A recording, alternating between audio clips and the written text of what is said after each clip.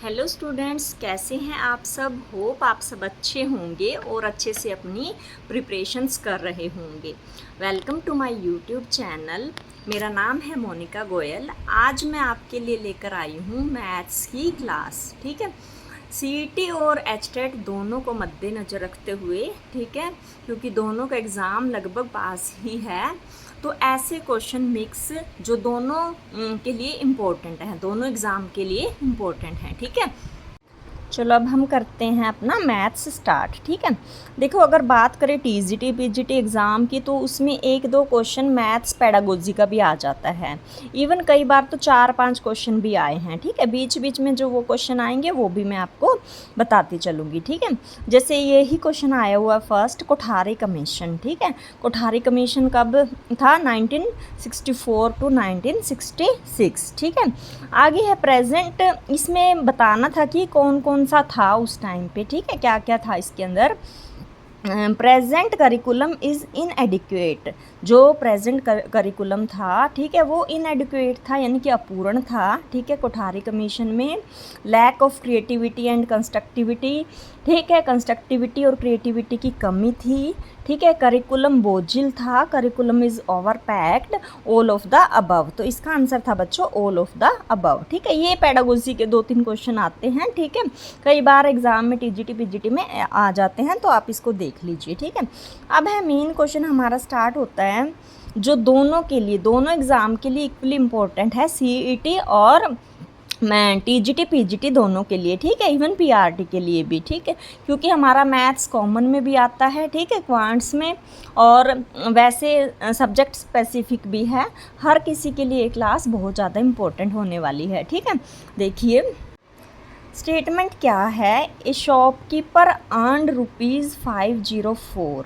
A shopkeeper earned ₹504। एक shopkeeper है जो वो कितने रुपए कमाता है? 504 रुपये इन 12 डेज। कितने दिनों के अंदर? 12 दिनों में शॉपकीपर कितने रुपए कमाता है? 504 रुपये। This average income for first 4 days. उसकी जो पहले 4 दिन की एवरेज इनकम है वो कितनी है? इज़ ₹40। वो कितनी है? ₹40। Then find remaining days and remaining income. हमें रिमेनिंग डेज और रिमेनिंग इनकम फाइंड आउट करनी है। ठीक है, इस टाइप के क्वेश्चन आते हैं पेपर में। ठीक है, ये भी प्रीवियस किसी पेपर में ही आया हुआ क्वेश्चन है। ठीक है, तो क्या कहता है एक बार स्टेटमेंट फिर से समझ लेते हैं। ए shopkeeper earn ₹504 in 12 days. This average income for first 4 days is ₹40। This average income for remaining days is, हमें फाइंड आउट करना है। ठीक है, चलो स्टार्ट करते हैं। देखो अभी बोर्ड बड़ा वाला अवेलेबल नहीं है, तो हमें ऐसे ही काम चलाना पड़ेगा। तो समझा देती हूँ क्योंकि टाइम कम है। क्या है? Total 4 days income. ठीक है, उसने क्या बोला था? The average income of first 4 days. Average income पहले 4 दिन की। एवरेज इनकम हम कैसे निकालते हैं बच्चों? कि जितनी भी इनकम होती हैं हमारे पास, ठीक है, जैसे पहले दिन की इनकम, दूसरे दिन की इनकम, तीसरे दिन की इनकम, ठीक है, चौथे दिन की, प्लस उनका सम, इन सब का सम डिवाइड बाय 4 से हम मल्टीप्लाई कर देते हैं, जितने भी दिन की है। ठीक है, ऐसे निकालते हैं।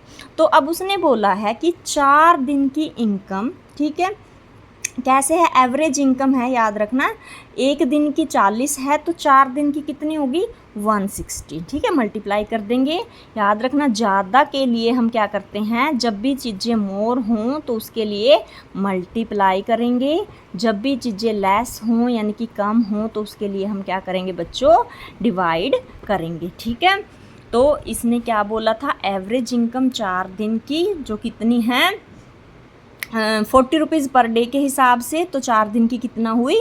40 × 4 = 160 रुपीज़। ठीक है, फिर उसने बोला कि टोटल अर्नड, टोटल उसने कितने कमाए थे? 504 रुपये, है ना। ठीक है, तो जो रिमेनिंग रह गए 4 दिन निकाल के, वो कितने रह गए? 504 में से आप 160 माइनस कर देंगे, यानी कि 344 हमारे पास क्या रह गए?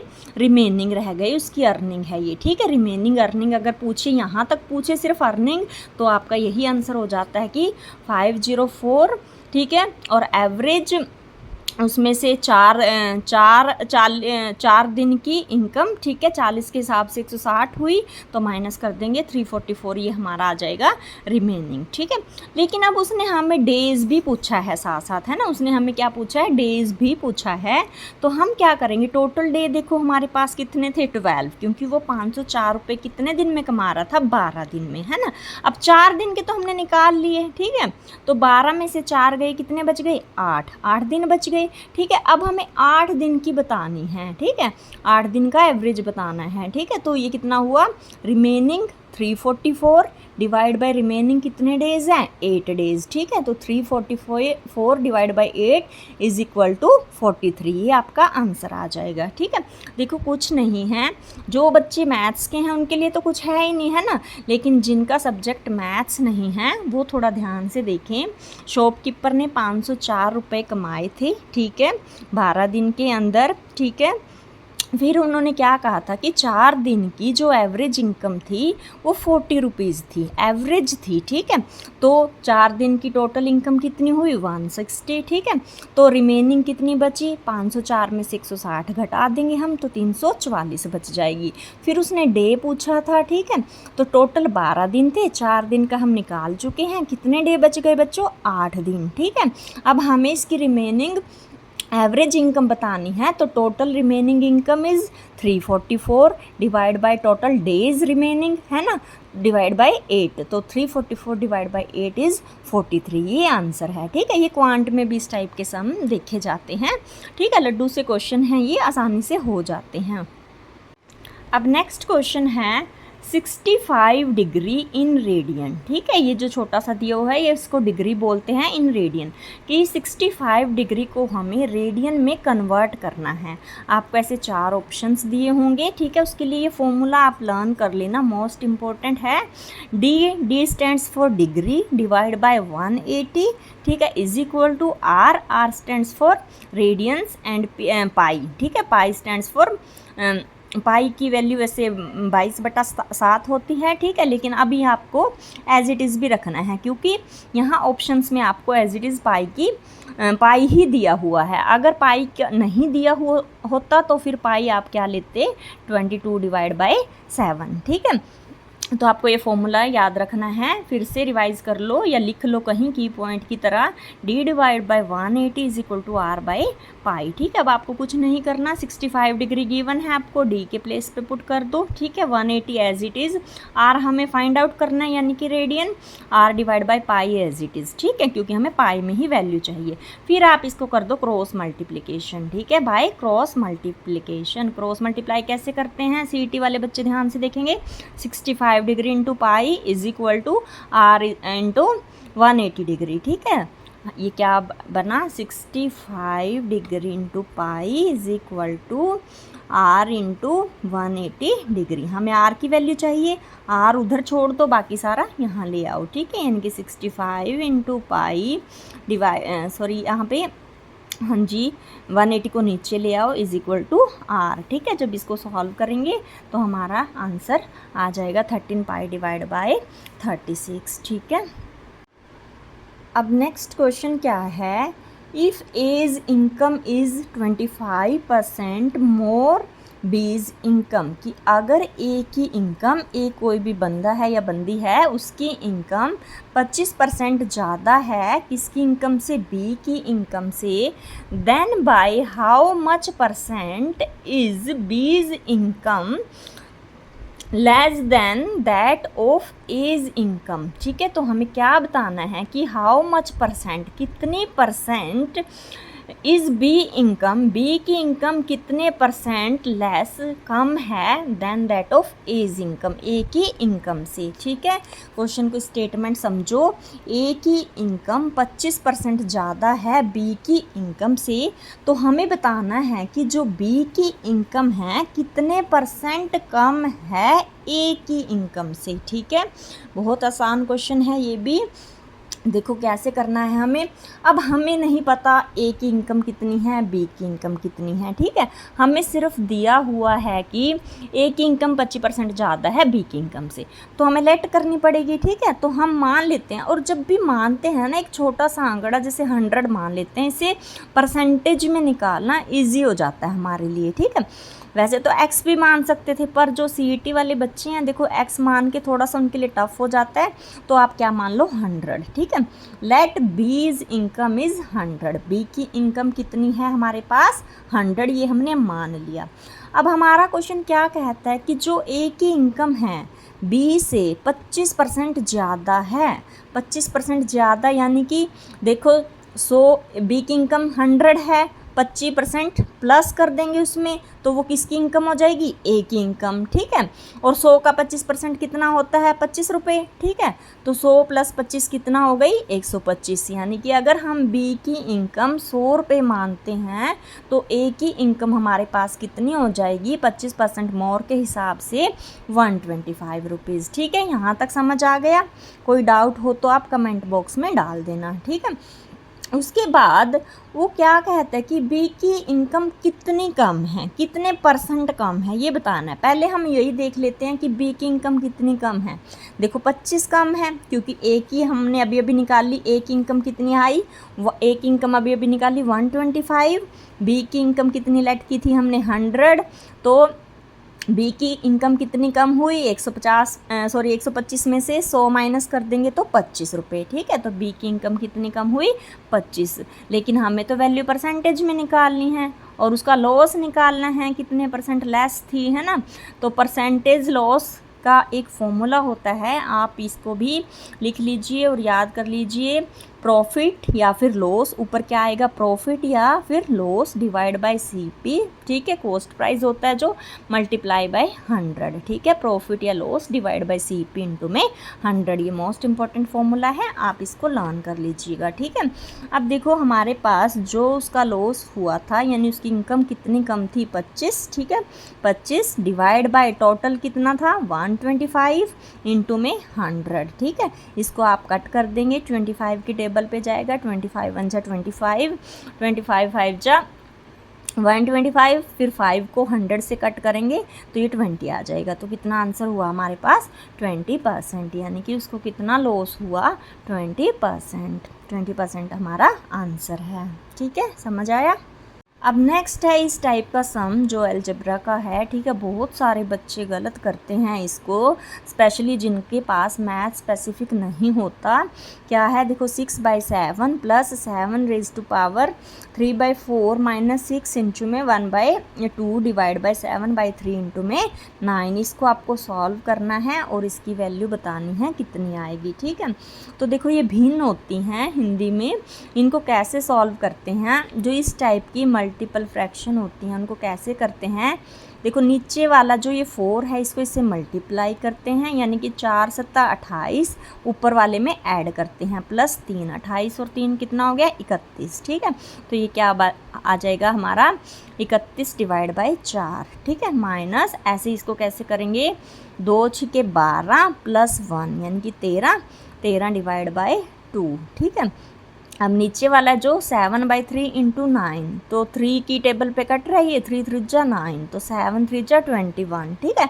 ऐसे इसको पहले जो कॉम्प्लेक्स पार्ट है उसको सॉल्व कर लेते हैं, फिर बाद में नेक्स्ट पार्ट सॉल्व कर लेते हैं, ठीक है। अब हमने 6/7 को छेड़ना नहीं है, ऐसे कैसे पड़ा है वो, ठीक है। प्लस पहले हमने ये भिन्न सॉल्व कर ली, 4 × 7 = 28, 28 + 3 31, 31/4, ठीक है। माइनस ऐसे 6 × 2 = 12 + 1 13, 13/2 डिवाइड बाय 3 × 9 तो 7 × 21, ठीक है।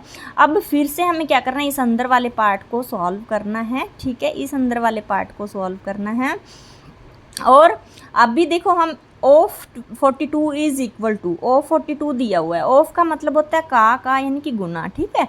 ये भी हमें लगाना है, ध्यान रखना। कई बार क्या होता है पेपर में हम ये आधी स्टेटमेंट पढ़ते हैं, इतना क्वेश्चन देखो और फटाफट से करने लग जाते हैं, क्योंकि टाइम पहले ही कम होता है और हमारा क्वेश्चन हो जाता है रॉन्ग, ठीक है। तो हमें पूरी स्टेटमेंट को ध्यान से देखना है। ये ऑफ 42 इज इक्वल बताना है, ऑफ यानी मल्टीप्लाई 42, ठीक है। तो पहले हम अंदर वाले पार्ट को सॉल्व करेंगे। इस पार्ट को कैसे सॉल्व करेंगे, 6/7 27 एज इट इज़ पड़ा रहेगा, प्लस जो 31/4 माइनस 13/2 है, पहले ये वाला पार्ट उठा लीजिए सिर्फ, ठीक है।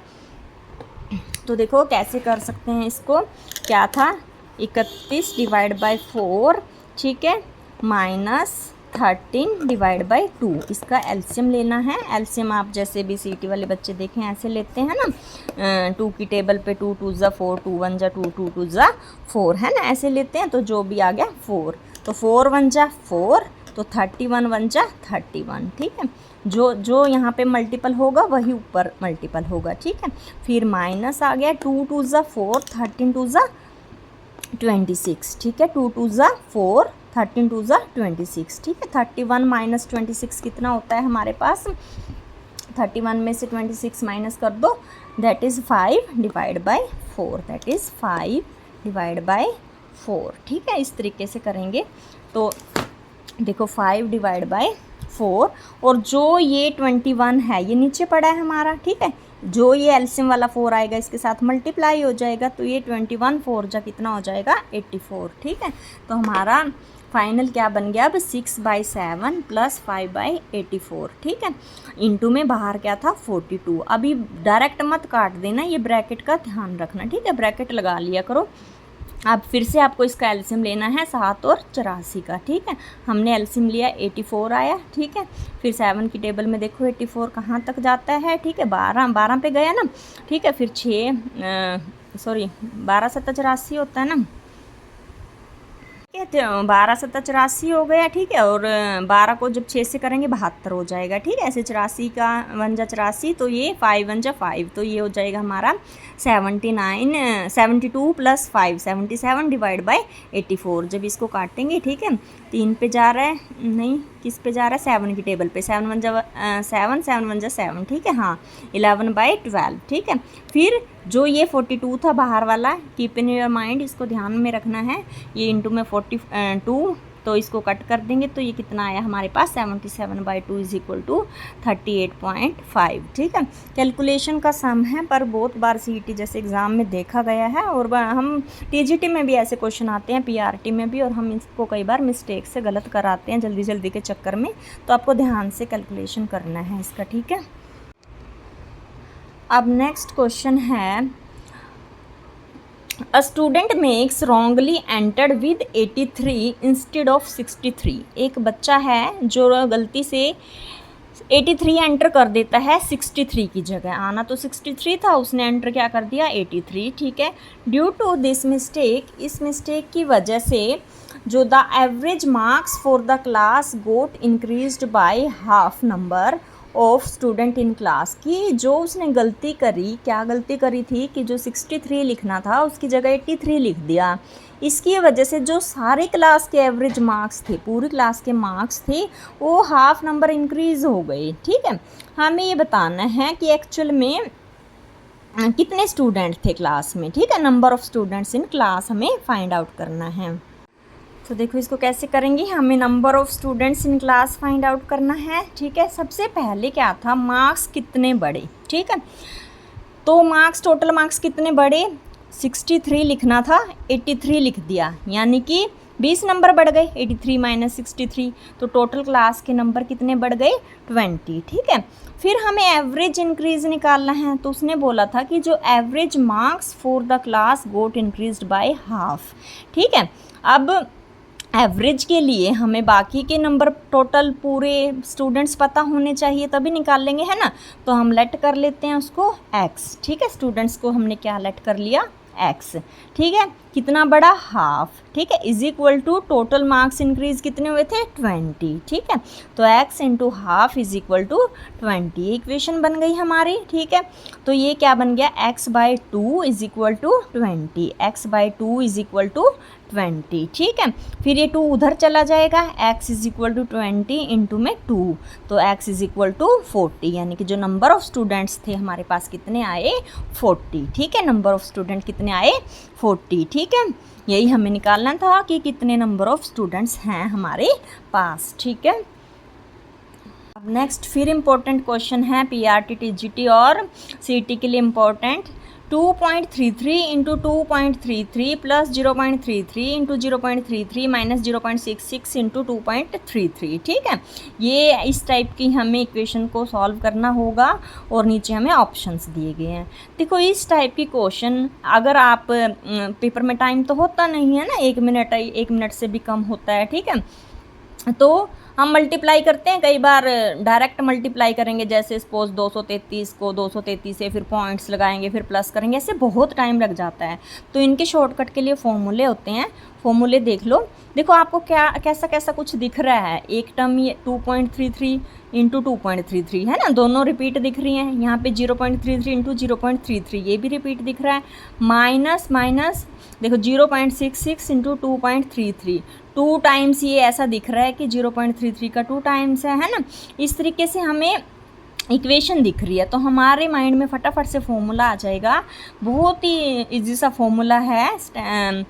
क्या है basic formula, a plus B का square is equal to A square plus B square plus 2ab। ठीक है, A square plus B square plus 2ab। Non math वाले देखें इसको ध्यान से, तो a माइनस बी का स्क्वायर ऐसे ही होता है A square plus B square minus 2ab। ठीक है, बच्चे बहुत बार गलत कराते हैं, यहाँ पे माइनस लगाए जाते हैं। ध्यान रखना है दोनों के ए स्क्वायर प्लस बी स्क्वायर में ए स्क्वायर प्लस बी स्क्वायर ही है।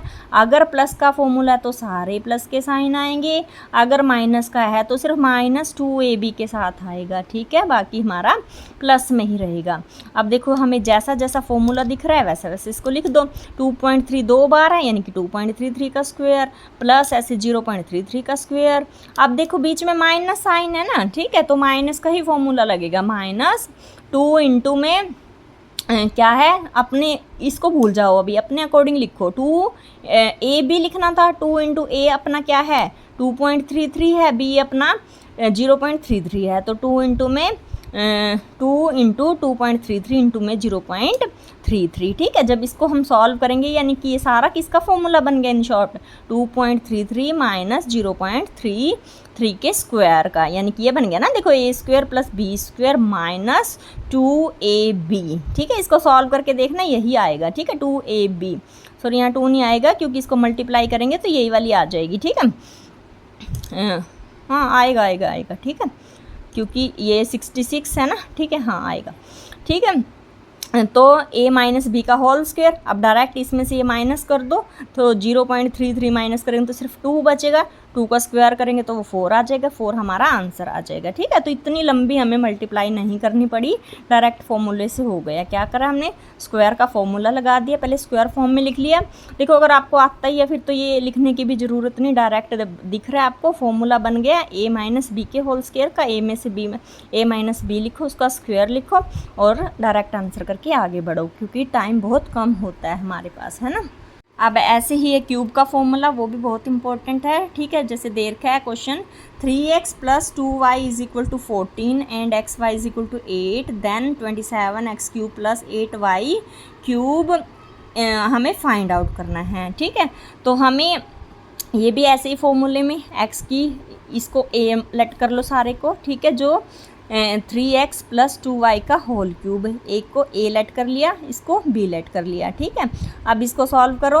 देखो फॉर्मूला क्या होता है, जब प्लस है तो सारे प्लस के होते हैं, याद रखना। ठीक है, माइनस में आपको अलग से याद रखना है, प्लस में तो सारे प्लस के ही होंगे। a क्यूब, ठीक है, a क्यूब यानी 3x का क्यूब, 3x का क्यूब कितना बनेगा बच्चों, 3 3 जा 9, 9 3 जा 27, 27x cube plus B cube. ठीक है, पहले फॉर्मूला लिख लो, a cube plus B cube plus 3ab into a plus B. ठीक है, फॉर्मूला क्या होता है, a प्लस बी के होल क्यूब का is equal to a cube plus B cube plus 3ab into में a प्लस b। ठीक है, ये फॉर्मूला है। हमारे पास a यहाँ पे 3x है, b हमारा 2y है, इसमें हम पुट कर देंगे और इसको सॉल्व करेंगे तो हमारा आंसर आ जाएगा। ठीक है, होप ये आप सब कर लोगे, आसान है, बस आपको फॉर्मूला याद रखना है। ये जो दो नीचे मैंने फॉर्मूले लिखे हैं ये आप राइट कर लीजिए वीडियो को पॉज करके, या स्क्रीनशॉट ले लीजिए, जैसा भी आपको अच्छा लगे, क्योंकि ये बहुत मोस्ट इंपॉर्टेंट फॉर्मूले हैं। बहुत सारे एक दो क्वेश्चन इनके फॉर्मूले पे बेस आता ही आता है। देखो एक्स क्यूब प्लस वाई का whole cube is equal to क्या होता है, x plus y into x square minus x y plus y square, और अगर माइनस आ जाए तो x minus y into x square plus y square plus x y. ठीक है, कीप इन योर माइंड जो ऊपर वाला फॉर्मूला था वो अलग था, वो a प्लस बी के होल क्यूब का था, याद रखना, और ये किसका है, a cube plus B cube और a cube minus B cube का। ठीक है, a प्लस बी के होल क्यूब का क्या था, a cube plus B cube plus 3ab into में a प्लस बी। ठीक है, डिफरेंस याद रखना। नेक्स्ट क्वेश्चन है जी हमारे पास, a conical tent is 9 meter high, 9 meter कितना है वो ऊंचा है, उसकी ऊंचाई कितनी है 9 मीटर, कॉनिकल टेंट है यानी कॉन शेप का है, and the radius of its base is 12 metre, और जो उसकी रेडियस है बेस की वो कितनी है 12 मीटर है। What is the area of canvas, हमें एरिया निकालना है। ठीक है, अब याद रख लो ये भी फॉर्मूला है, एरिया ऑफ कौन, कौन के एरिया निकालने का फॉर्मूला क्या होता है, पाई आर एल, कौन यानी कि शंकु, शंकु का एरिया क्या होता है पाई आर एल। ठीक है, आर जहाँ पे रेडियस होती है, एल जहाँ पे उसका लेंथ होता है। ठीक है, ये शंकु बना हुआ है आप देख सकते हैं। ये जो नीचे कोन है ये सारा का सारा डायमीटर होता है, और डायमीटर का जो हाफ होता है वो क्या होता है बच्चों, रेडियस होती है। यहाँ पे रेडियस इन्होंने 12 ऑलरेडी गिवन है। ठीक है, इसकी हाइट जो ये ऊंचाई है वो भी 9 दे रखी है, हमें ये निकालना है लेंथ। ठीक है, फॉर्मूला में पुट कर दो simply, pi into R into देखो एल, एल दे रखा है ना, एल पर हमारे पास नहीं है, एच है हमारे पास ना कि एल है। तो हाइट को निकालने का फॉर्मूला कैसे है, आपने पाइथागोरस पढ़ रखी होगी। ठीक है, उसके में आप क्या करते थे, हाइपोटेन्यूज का square is equal to base का स्क्वायर प्लस लेंथ का स्क्वायर, है ना, ये चीज़ें करते थे ना आप। ठीक है, तो हाइपोटेन्यूज का square is equal to base का स्क्वायर प्लस लेंथ का स्क्वायर। ठीक है, तो हमें यही साइड निकालनी है, ये इसको हाइपोटेन्यूज की तरह ट्रीट करो। ठीक है, इसको हाइट यानी कि लेंथ की तरह और इसको बेस की तरह। ठीक है, तो L square is equal to 9 का स्क्वायर प्लस 12 का स्क्वायर। ठीक है, L square is equal to 9 का स्क्वायर 81 होता है, 12 का 144 होता है, दोनों को प्लस करेंगे 225, ये स्क्वायर इधर आके स्क्वायर रूट हो जाएगा तो एल की वैल्यू आ जाएगी 15। तो यहाँ पे हम पाई आर एल फॉर्मूला में सिंपली पुट कर देंगे, पाई को एज इट इज़ रखा है क्योंकि क्वेश्चन में पाई में ही वैल्यू गिवन है। ठीक है, तो इसका 180 पाई आंसर आ जाएगा। ठीक है, आपको बस इसमें फॉर्मूला याद रखना है और पाइथागोरस वाली थ्योरम लगा के, क्योंकि देखो ये वैसा ही बन गया ना। ठीक है, इसमें से एल की वैल्यू निकाल लेनी है। ठीक है, नेक्स्ट क्वेश्चन है, perimeter of a square is equal to circumference of a circle if area of square is 12100, then area of circle is, तो एरिया हमें सर्कल का फाइंड आउट करना है। क्या है पैरामीटर ऑफ ए स्क्वायर, उसने क्या बोला कि जो किसी स्क्वायर का पैरामीटर है, पैरामीटर क्या होता है सारी साइड्स का सम। ठीक है, sum of all sides is called perimeter. ठीक है, और किसके इक्वल है, सर्कमफ्रेंस ऑफ सर्कल, सर्कल की क्या होती है सर्कमफ्रेंस, यानी कि हिंदी में क्या बोलते हैं परिधि। ठीक है, उसकी सारा जो भी सर्कल होता है, जैसे ये सारी की सारी क्या होती है, इस सारे गोले इसको क्या बोलते हैं सर्कमफ्रेंस। ठीक है, वो कह रहा है कि वो दोनों इक्वल हैं। फिर एरिया ऑफ स्क्वायर हमें 12100 दे रखा है, स्क्वायर का दे रखा है, सर्कल का फाइंड आउट करना है। ठीक है, स्क्वायर का गिवन है, सर्कल का हमें फाइंड आउट करना है। ठीक है, सबसे पहले स्क्वायर बना लो, स्क्वायर जिसकी चारों साइड्स इक्वल होती हैं, यानी कि आमने सामने की। ठीक है, एक्स एक्स एक्स सारी साइड सेम होती हैं। स्क्वायर का एरिया होता है बच्चों साइड इनटू साइड। ठीक है, एक साइड को हमने एक्स लेट मार्क किया है तो दूसरी भी क्या हो गई एक्स इंटू एक्स। ठीक है, फॉर्मूला होता है साइड इंटू साइड। ठीक है, स्क्वायर का एरिया तो वो हमें गिवन है कितना 121 21,000, ठीक है। तो x इंटू एक्स यानी कि x square is equal to 121,000, ठीक है। स्क्वेयर उधर जाके रूट बन जाएगा, x इज इक्वल टू 121 दो जीरो, ठीक है। स्क्वेयर रूट आई होप आपको निकालना आता ही होगा, ठीक है। ये 11 पे की टेबल में जाता है 2 जीरो से, ठीक है। ये सेम है, ठीक है। पीछे से लेना शुरू करते हैं सीईटी वालों बच्चों के लिए, फिर मैं कभी ये बता दूंगी कैसे निकालते हैं इसको। फ़िलहाल के लिए मैं एज्यूम करके चल रही हूँ कि आपको आता ही है ना, क्योंकि टाइम हमारे पास बहुत कम है।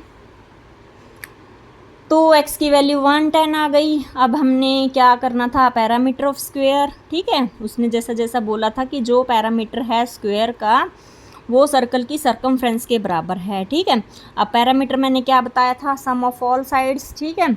एक साइड x हमारे पास 110 आई है, तो कितनी साइड हुई स्क्वायर की, 4, चारों का सम कितना हुआ 110 प्लस 110 प्लस 110 प्लस 110, ठीक है। ये हो गया यानी कि 440 इज इक्वल टू सर्कल का सरकमफ्रेंस, उसका फॉर्मूला क्या होता है 2πr। सर्कल का सरकमफ्रेंस क्या होता है 2πr। तो वो दोनों इसने क्वेश्चन में दिए है कि इक्वल है, perimeter of square is equal to circumference of circle, दोनों को इक्वेट कर देंगे, ठीक है। यानी 440 इज इक्वल टू 2πr। यहाँ से r की वैल्यू निकाल लेंगे, पाई की वैल्यू 22/7 पुट अप कर देंगे, ठीक है। इसको सॉल्व करेंगे, रेडियस आ गई हमारे पास 70, ठीक है। r क्या आ गई 70। अब हमें तो area of circle find out करना था। एरिया ऑफ सर्कल का फॉर्मूला होता है πr², π/7 होता है, r 70 आया है, r² है तो 70 × 70, इसको सॉल्व करेंगे तो 15400 हमारा आंसर आ गया, ठीक है। नेक्स्ट क्वेश्चन है, the product of 2 number is 48। Product दे रखा है 2 नंबर का, ठीक है 48। The sum of their square is 100, और उनके स्क्वेयर का सम, ठीक है, ध्यान से पढ़ना, उनके स्क्वेयर का सम कितना दे रखा है 100। सम ऑफ दीज 2 नंबर इज, हमें फाइंड करने हैं वो 2 नंबर कौन कौन से हैं। अब देखो 2 नंबर हैं, हमें नहीं पता कौन से हैं, तो हम वो 2 नंबर मान लेते हैं x और y, ठीक है। एक नंबर x है, दूसरा नंबर क्या है y। उनका प्रोडक्ट गिवन है 48, यानी कि x into y is equal to 48। फिर उनके स्क्वेयर का सम, ठीक है, यानी अलग अलग पहले उनका स्क्वेयर करो, x का स्क्वेयर प्लस y का स्क्वेयर, x का स्क्वेयर प्लस y का स्क्वेयर, उनके स्क्वेयर का सम कितना है 100। अब देखो हमें एक फॉर्मूला पता ही है, पीछे हमने पढ़ा ही है, हमें पता है कि x प्लस वाई का होल स्क्वेयर क्या होता है, x² plus y square plus 2xy, और ऐसे ऐसी चीज़ें हमारे पास है ही हैं। तो हम अपनी यहाँ पे पुट कर देंगे value, x plus y square की इकट्ठी वैल्यू 100 दे रखी है, प्लस 2 × xy की 48 दे रखी है। जब दोनों का सम करेंगे 196 आएगा। अब ध्यान रखना कई बच्चे यहीं छोड़ आते हैं, x प्लस वाई का whole square is equal to 196। हमें सम का होल स्क्वायर नहीं पूछा कितना है, अगर वो पूछता सम का स्क्वायर कितना होगा तो 196 आंसर आता, उसने सिर्फ नंबर्स का सम पूछा है। तो ये स्क्वायर उधर जाके स्क्वायर रूट बन जाएगा, तो x प्लस वाई की वैल्यू 196 का स्क्वायर रूट कितना होता है 14, तो आंसर आ जाएगी 14, ठीक है। होप आपको समझ आ रहा होगा। नेक्स्ट क्वेश्चन गिवन है, x² plus 2xy plus y square is equal to a² minus 2ab plus b² has 1 factor, ठीक है। और ये 4 आपको ऑप्शन गिवन हैं।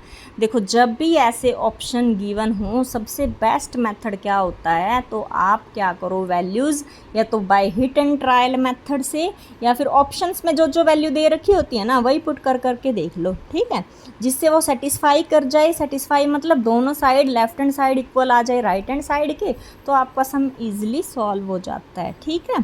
तो इसमें यही करना है। हमने इसको सॉल्व करके देखा, तो जो हमारा ये सेकंड ऑप्शन है x plus y is equal to a plus B, ठीक है, ये sorry x plus y minus a plus b, ये वाला फैक्टर, इसको जब उधर लेके जाएंगे तो क्या बन जाएगा, x plus y is equal to a minus b, ठीक है। स्क्वेयरिंग ऑन बोथ साइड करके देखेंगे तो ऊपर वाली इक्वेशन ही आएगी, ठीक है। यही सेटिस्फाई कर गई, ठीक है। फिर हमने सेटिस्फाई कराया, सारी वैल्यूज पुट करके देखी तो 0 आ गया, तो हमारा यही आंसर होगा, ठीक है। इसमें ज़्यादा टाइम वेस्ट नहीं करना, आपको बाय ऑप्शन चेक करना है, ठीक है। फिर से एक पेडागोजी का क्वेश्चन आया हुआ है, मीनिंग ऑफ वर्ड हेरिस्को। हेरिस्को का क्या वर्ड का क्या मीनिंग है, टू डिज़र्व, ठीक है, डिज़र्व करना, ठीक है। और जो अगर कई बार पूछा जाता है ह्यूरिस्टिक मेथड किसने दिया था, वो दिया था आर्मस्ट्रॉन्ग ने। ठीक है, ह्यूरिस्टिक मेथड है मैथ्स में, ठीक है, वो किसने दिया था, आर्मस्ट्रॉन्ग ने। ठीक है। अगर पूछा जाए highly correlative with mathematics is physics, ठीक है, कि जो ज़्यादा रिलेट करता है मैथ्स से वो कौन सा सब्जेक्ट है, फिजिक्स। ठीक है।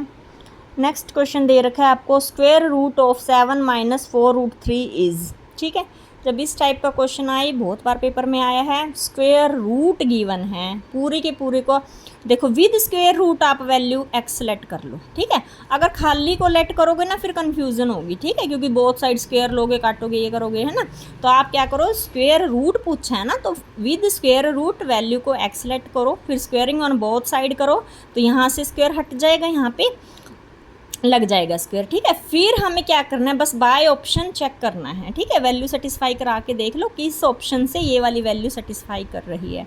ठीक है, वो हमारा आंसर होगा, ये शॉर्टकट है। ठीक है, तो बच्चों ये थी मैथ की एक छोटी सी क्लास जो इम्पोर्टेंट थी सीईटी, पीआरटी और टीजीटी एग्ज़ाम के लिए स्पेशली। ठीक है, अभी देखो टाइम कम है, बोर्ड भी अभी अवेलेबल नहीं है, और ऐसे तो मैथ्स सब्जेक्ट बहुत बड़ा है। ठीक है, पर मैंने ऐसे ट्राई की है कि जो क्वेश्चन आते ही आते हैं छांट के, ठीक है, वही आपको करवाए हैं कि कुछ आपकी हेल्प हो सके। ठीक है, 2-4 नंबर की भी हेल्प हुई, देखो बहुत हो जाती है ना। अगर आपको मेरी क्लास अच्छी लगे तो बच्चों लाइक करना, मेरे चैनल को सब्सक्राइब करना। ठीक है, आगे आपको मैं कौन सी क्लास पढ़ाऊँ आप मेरे को कमेंट में लिख सकते हैं, और अगर कोई डाउट हो वो भी लिख सकते हैं, है ना।